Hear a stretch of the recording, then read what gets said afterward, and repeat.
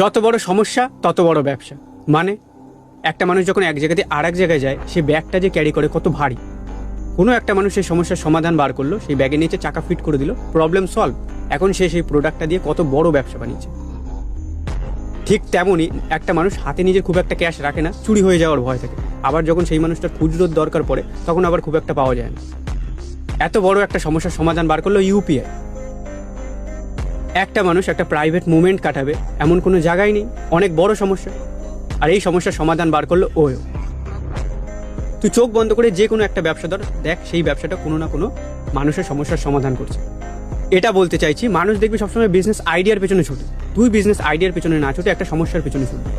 অন্য মানুষের সমস্যার সমাধান করতে হবে না, কারণ ওটা অনেক অনেক হ্যাবা, ওটা পারবিও না। কিন্তু নিজের লাইফে অনেক ছোট বড় সমস্যা আছে, সেটাকে সলভ করা একটু হলেও সহজ। তো নিজের একটা সমস্যার সমাধান যদি তুই বার করতে পারিস, মনে রাখবি তুই মানুষ, তুই যে সমস্যায় ভুগছিস সেই সমস্যায় হাজার হাজার কোটি কোটি মানুষ ভুগছে। তো ওটার যদি সুন্দর একটা সলিউশন বার করতে পারিস, আর তারপর যদি সেটাকে বিজনেস মডেলে কনভার্ট করতে পারিস, তখন মানুষ টাকার মালা বানিয়ে তোর গলায় পরিয়ে দেবে।